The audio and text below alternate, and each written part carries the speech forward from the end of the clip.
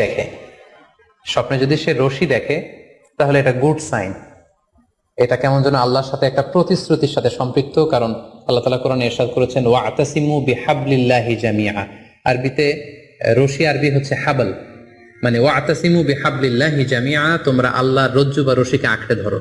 তাহলে রশি দেখা মানে এখানে আমরা আল্লাহর ওয়াদাগুলো যেন পূরণ করি, আল্লাহর আনুগত্য যেন আমরা প্রপারলি করতে পারি, এটা ইঙ্গিত করছে। এরপর স্বপ্নে যদি আমরা কাক দেখি, এটা সাধারণত একটা নেগেটিভ সাইন বহন করে, কারণ কাককে আল্লাহ রাসূল সাল্লাল্লাহু আলাইহি ওয়াসাল্লাম ফাসিক বা ফুয়াইসিক বলেছেন।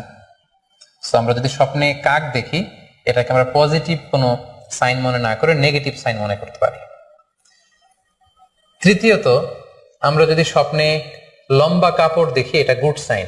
কারো গায়ে যদি লম্বা জামা থাকে তাহলে এটা গুড সাইন, আর খাটো জামা থাকলে সাধারণত এটা নেগেটিভ সাইন। এক্ষেত্রে আমরা সহিহ বুখারীর একটা হাদিস উল্লেখ করতে পারি।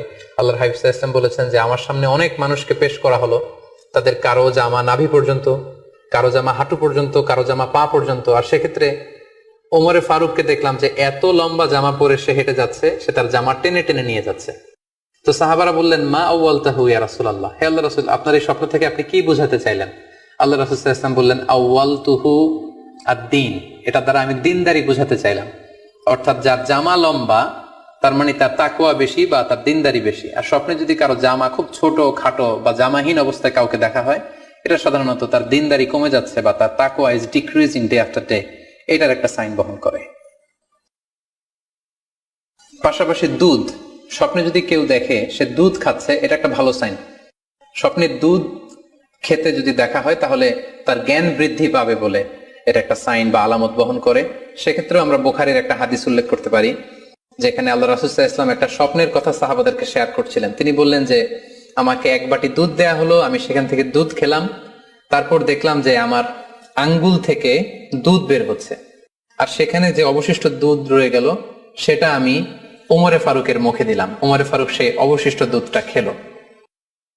এই স্বপ্নের কথা শুনে সাহাবারা বললেন মা আউয়ালতা বিহি ইয়া রাসূলুল্লাহ, হে আল্লাহর রাসূল, এটা দিয়ে আপনি কি ব্যাখ্যা করলেন?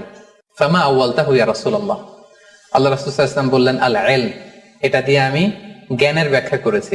অর্থাৎ দুধ হচ্ছে জ্ঞানের প্রতীক। দুনিয়াতেও তো আমরা দেখি যে দুধ হচ্ছে সুষম একটা খাবার, খাদ্যের পুষ্টিগুণের 6টি গুণাগুণ দুধের মধ্যে পাওয়া যায়।